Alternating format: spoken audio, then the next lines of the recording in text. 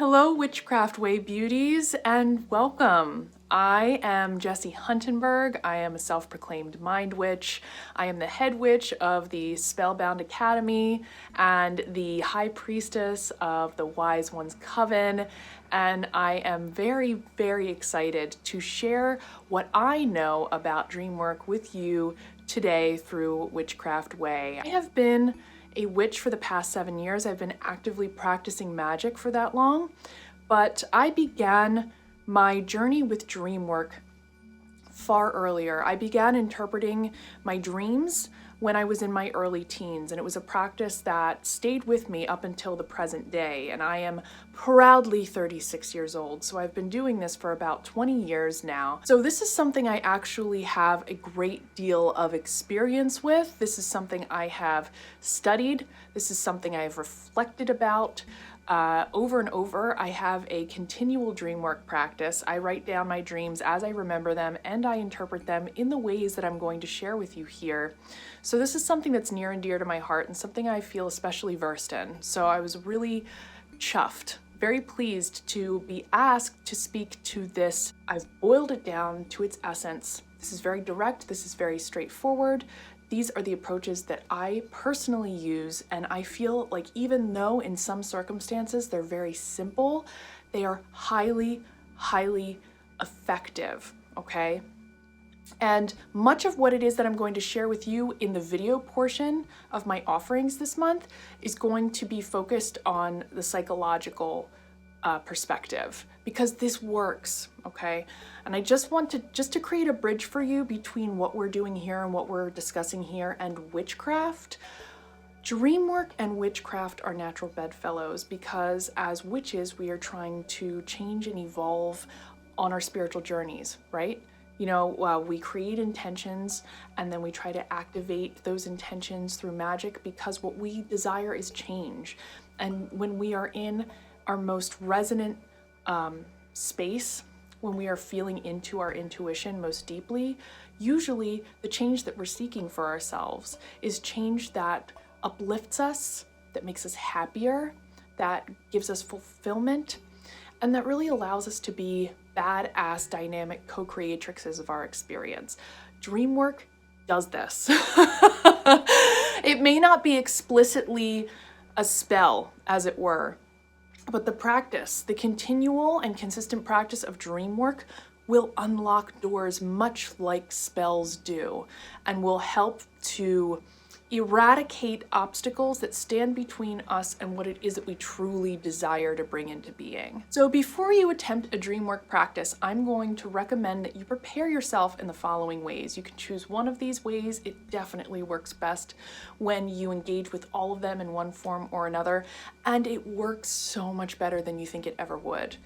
And these are simple. These are very simple instructions, very simple directives, but if you put them into practice, you are going to see a huge shift and a huge change overnight. Now, I know that we are all different and our proclivities are different when it comes to the craft and, you know, where it is that we find most ease. For me, this is something I've always found ease in. So if I do these things like just one night, I will probably remember 3 dreams in one night. So I'm offering this to you as a potential practice, and I don't want you to get discouraged if it doesn't happen the first night. Continue on, and I am fairly confident that it will happen for you as long as you keep doing the practice and keep preparing in this way.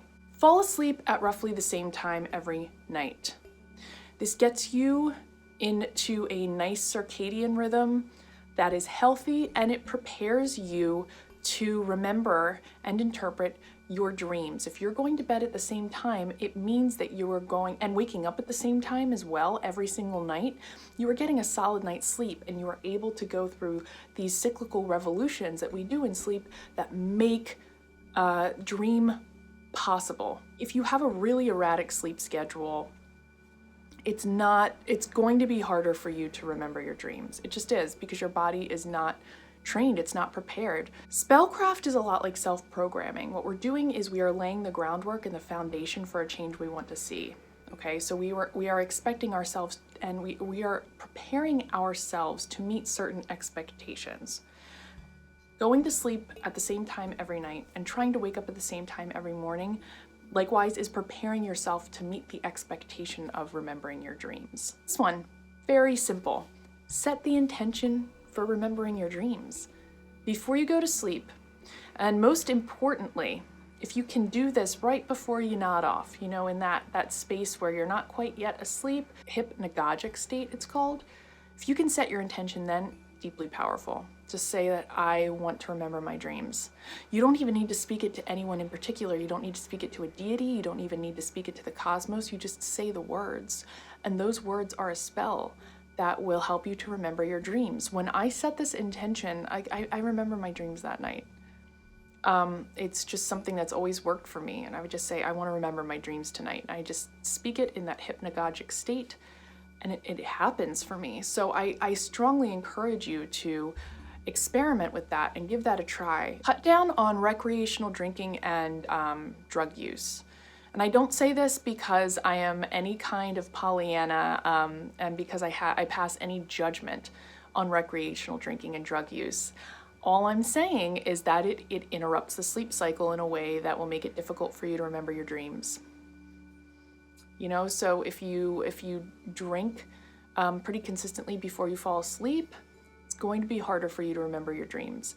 Likewise, if you use substances such as marijuana, going to be hard for you to remember your dreams. And I'm not just pulling this out of my ass, and this is not merely from personal experience, but it is also. But this is something that's known. It is known that these substances interrupt sleep. And when your sleep cycle is interrupted, it gives you less opportunity to go through your revolutions and gives you less opportunity to actually reach that part of the sleep cycle where you dream. Now, this is one that is this is the little sprinkle of glitter that I put into my personal practice. And I haven't necessarily heard anyone else say this, but I've found it to be deeply useful. Read books. Read more. And, this works with fiction and nonfiction. I'll be honest, it really does work with both. If you really want to go on a trip, however, I recommend reading fiction books. And you can do this right before bed, but you don't even have to do this right before bed, okay? This is something that you can do throughout the day, and it prepares your brain to travel in that way. This is what I've found. When I'm reading more consistently and I'm reading when I'm reading when I am reading works that delve deeper, I have wilder and more fantastical dreams. You know, paging, doom scrolling, and reading news reels or watching news reels that horrify you, it ain't gonna do it. I'm talking about, get lost in a story or deal with some really intense concepts. Introduce read some philosophy. Read something that actually really requires you to form your own opinions or go on a huge journey. All right, let's talk about the dream journal.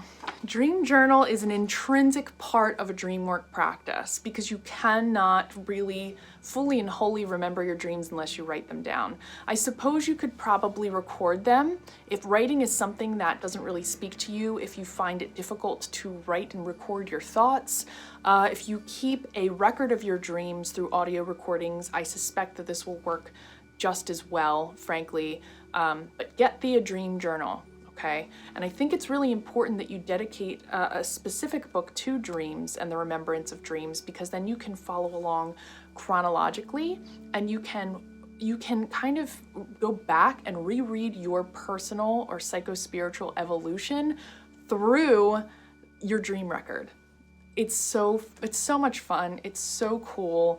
And I will be perfectly frank, I have so much more fun going back and reading through my dreams than I do like reading through journal entries. Like, I get bored by my own wallowing sometimes. Like, I'll use a journal to like purge my emotions and my feelings.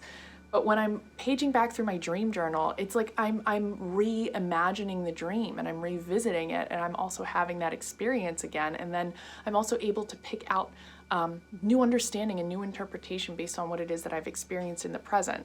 So get thee a dream journal, my friend. Get thee a dream journal. I've also found that the specific presence of the journal, like the physical presence of the journal, acts as another form of preparation. It's like you're setting an intention to remember your dreams through the vehicle of your dream journal, which is the physical aspect or the materials of the spell of your dream work. So it really is intrinsic. If you don't have a dream journal at this time, consider making a purchase, consider investing in one. You won't regret it, especially if you're serious about dream work. I am going to share a little dream work activation spell with you that I formulated as a result of planning this lecture. I guess we'll call this a dream work lecture. This is something that's really simple, and it's just something that I feel like will help you get into the groove of your dream work practice, will help you to set the intention of it like in an official way and really get the ball rolling. So you're going to need your dream journal and a writing utensil of your choice. And the first thing you're going to want to do is to create sacred space. Now you see I am here in front of my sacred space, sharing my sacred space with you today. This is where I would do this because this is my altar space. If you don't have an altar space, it's as simple as maybe ringing some tingsha bells and lighting some incense or diffusing some essential oil and taking a moment of mindfulness and breath and just imagining yourself enveloped in like this gentle protective sphere. Once you have created sacred space and you have your dream journal and your writing utensil before you, you're going to want to open your dream journal to the cover page and write the following intention or something similar that you've divined on your own. I believe that your practice is very unique, so you're free to use what it is that I offer here, or you can, ad-lib it. Figure out whatever it is that works for you, my dear, because it's going to be more powerful if it's personal. I remember my dreams. My sleep is restful and rejuvenating. The realm of signs and symbols speaks to me through dreams. My dreams provide transformative insight that guides me and nurtures my spiritual journey. And you can write that right there on the first page, and then you can charge and activate your spell. Again, I am not teaching spell work today. If you don't really know anything about spells and you want to learn how spells work and how to do them with intention, go check out the Spellbound Academy. I have all sorts of resources there. I don't have the space or the time to delve deeply into the composition of a spell and how you would activate or charge within the context of what I'm offering to you today. But I can give you a couple examples of techniques you might use. You can recite what you wrote over and over again until it begins to work on a cellular level, and until you when you get to that space where you're not really thinking about what it is that you're saying, and so then the spell takes flight. You can hover your hand over the text that you wrote, and you can imagine that you're pulling energy up from the ground and you're pulling energy down from above you and infusing that energy into your words. You can also sign the spell with a special seal or sigil that acts as your magical signature. And this is something that I've really taken to doing recently. I will take like a roller oil, and I will make the sign of the pentacle and then sign my initials over that. And that is my way of like quickly activating a sigil or a spell, and it seems to be working really well at the moment, truth be told. Now I'm going to share some approaches for recording and remembering your dreams. The first thing you're going to want to do upon waking is write down your dream. Okay, have your dream journal close by. You can keep it on your bed, your bedside table if you like. You can do as I do and keep it in your altar space, which my bed is right there. But keep it close and make sure that it's one of the first things that you do, because as you well know, we just tend to forget dreams very quickly after we've had them unless we write them down, okay? Unless we write them down. And when you do write them down, challenge yourself to write down as much as you can remember in the moment. Sights, sounds, colors, figures, like archetypal figures who are appearing. Remember to try and outline the plot, because the plot's also important. And you'll also find as you sit down to record your dream, that you remember more as you write. And this is another reason why it's important, even if you just have a little fragment, to write down your fragment, because as you write down the fragment, it may open the portal to other elements or other fragments of the dream that you can then connect and dive more deeply into in the future. This is what I've found. I might have like a little fragment, and part of me is like, I don't see anything relevant about this fragment. But you know, and it's not every time. Sometimes I write down the fragment and the rest doesn't come. But like more often than not, I'll record the fragment and then I'm like, oh yeah, I will begin to remember different elements of the dream as I'm recording the fragment. And that's why it's important to like get on it as soon as you wake up. I'm going to recommend that you record your dreams consistently. You try to do it almost every day, because your dream work practice is something that builds on itself. The stronger your foundation, the stronger your practice becomes. And that's why it's so rewarding, I think, because it very quickly begins to serve you, and you begin to make great strides very quickly when it comes to, especially when it comes to remembering and recording dreams, just getting it down there, okay? Sometimes the interpretation part takes a little bit of time to master and to get the hang of, especially if you're not really familiar with archetypal signs and symbols and the meanings, you know, the cross-cultural meanings of certain signs and symbols, or especially if you have a really hard time connecting symbolism with your personal experience. It might take you some time, but by golly, even as a beginner, you can begin to remember dreams like that. And it's really through the practice of recording them and setting the intention to remember them that comes online. And I think it's also important to write them down, even if you still feel like you're struggling in the realm of interpretation, because you can always go back to them later, knowing what you know now, and dive a little deeper then. So at least you have that raw material from which you may work, and you have it recorded, and it's all there, and it's just waiting for you.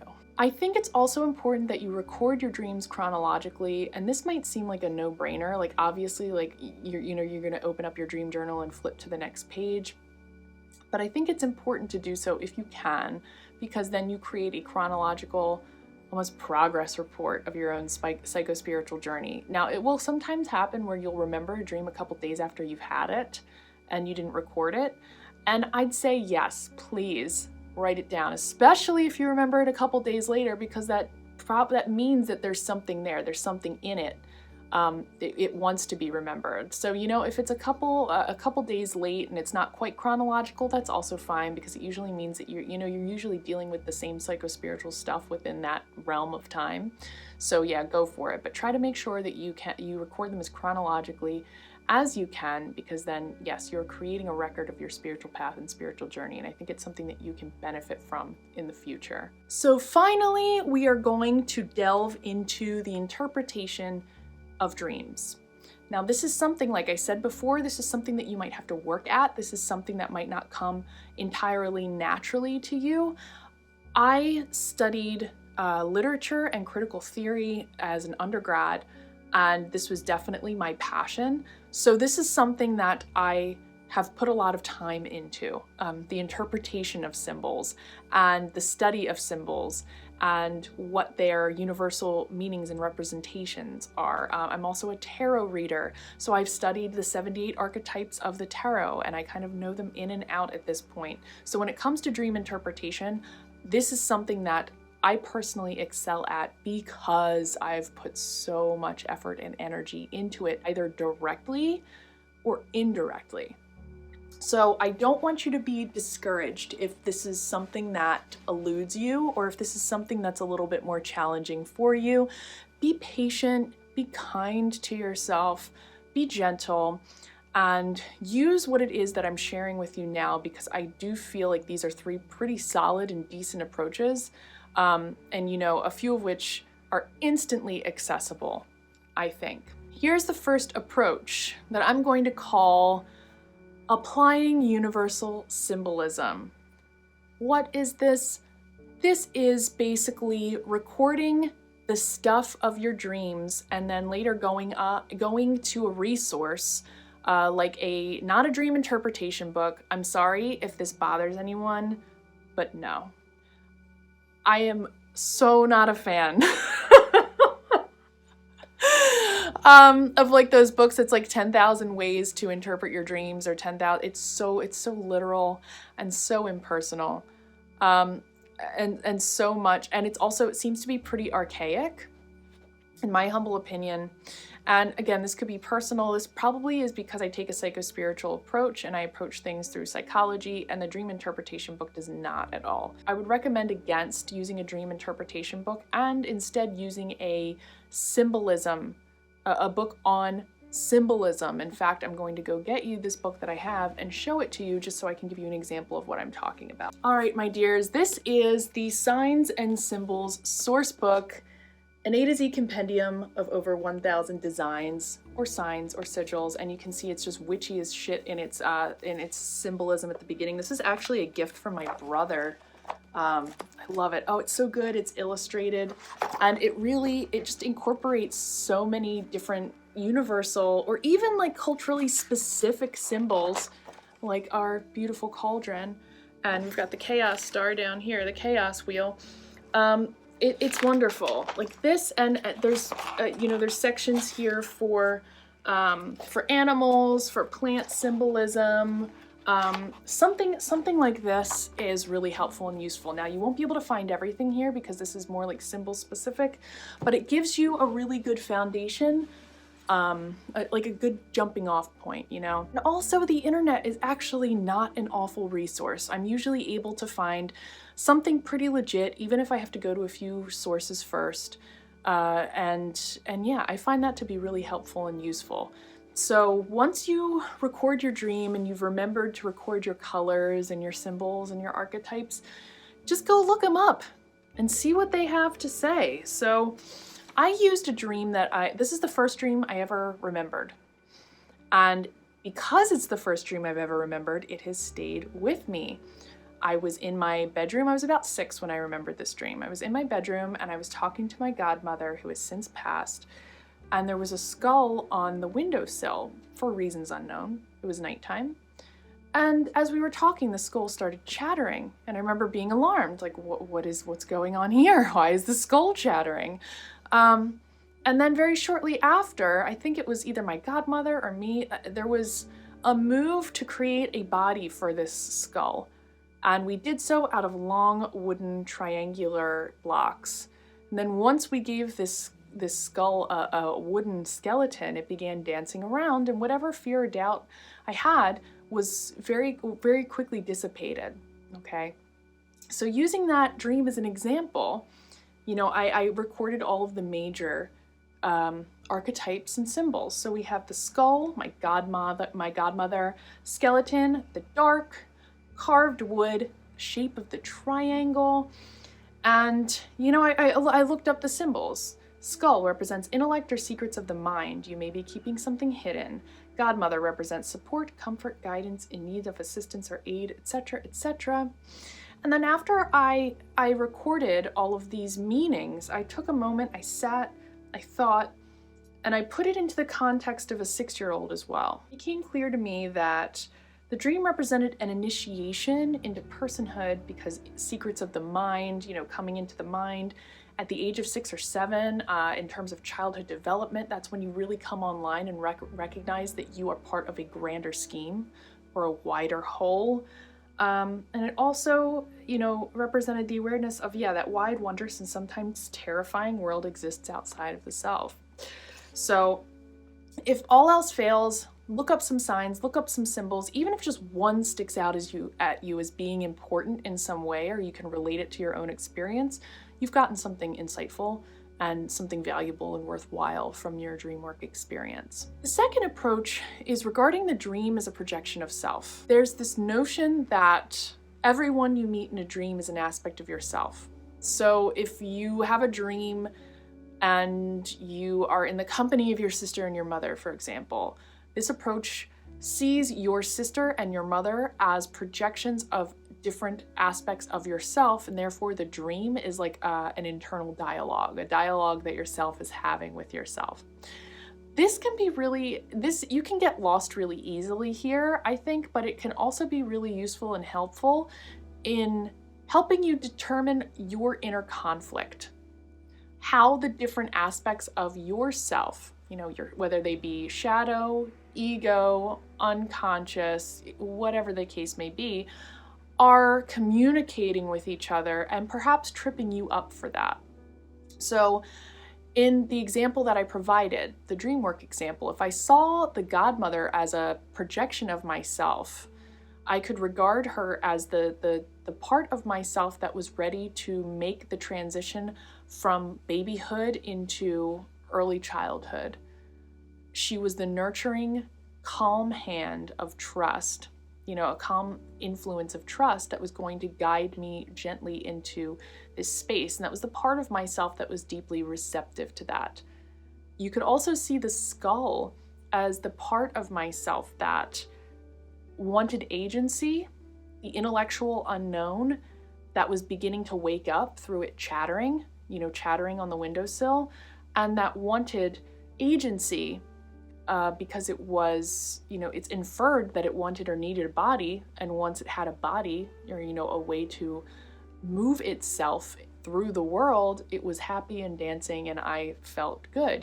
That was a recognition of the part of myself that desired more agency, that wanted more freedom, that wanted to come into selfhood more strongly. Now, the last approach I'm going to offer to you is the intuitive method. And this is also a really good method for beginners and for folks who just really aren't all that interested in delving more deeply into the realm of signs and symbols. I don't understand that personally, but that is because I am who I am and I just get so turned on by that, okay? But if you're someone who's just like, what a bore, like I don't really want to know what a heart means in different cultures, or I don't really want, the intuitive method is where it's at. And it's where you record your dream and you sit with yourself in your sacred space and you just let what happens happen. And I've found for me, the intuitive method isn't something that I necessarily undertake consciously. It's something that happens as a result of. So I'll be interpreting a dream and I'll be using these approaches, and then all of a sudden I get a hit, like a download, where it says like, oh, this means this. And I trust that 100% of the time. I always write it down, and I will reference it when I'm interpreting the dream, in that session, or maybe in a later session when I'm returning to the dream and seeing if anything has changed based on new information. The download, the intuitive hit when it comes to dream meaning, it's just golden. So even if on the surface it appears to have no relationship to the symbol and that you're diving into at the moment, or like no relationship to the dream itself, I say trust it. I say trust it because I think you're getting a download, a more insight from the collective unconscious, more insight from the very realm where dreams are born, that wants to find you, and it just wants you to have this epiphany, and it really wants you, because I think, now let's get a little woo, I think the universe wants us to understand and interpret our dreams. I think the universe can only really truly communicate with us through signs and symbols. So, being the mind witch that I am, I'm all about signs and synchronicities. I'm all about astral tripping and astral travel. And I really feel like these are just different sides of the same coin, that it's all a way to interface and to communicate with that which is unknown, with that which lies behind the veil. And dreams is just one of the many efforts that the great unknown makes to be understood through us. And it's something that almost all of us, like if you dream, you have access to this. This is something that you have access to. And like every night, the universe and the unknown is trying to communicate itself to you and is trying to make itself understood. So it's almost like you owe it to yourself and to the universe at large to pay attention and to try to understand, because I think what's being given to you here is for your benefit. I really, truly do. So I hope you enjoyed this. Please also be sure to read the article that I am writing called Dancing with Deity, Reaching Out to Guides for Dream Interpretation.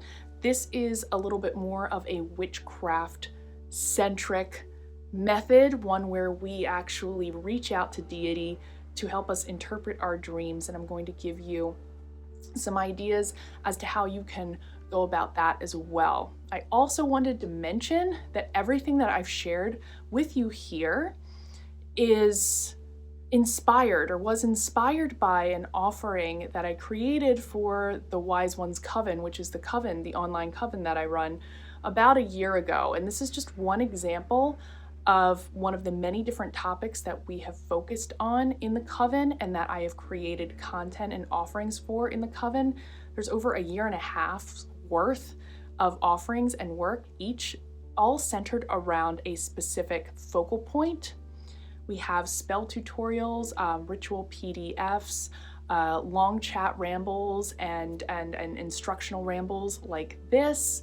Many different resources. So if it's something that you dig and if it's something that you enjoy and you want to gain access to all of that, please feel free to come join us in the Wise Ones Coven.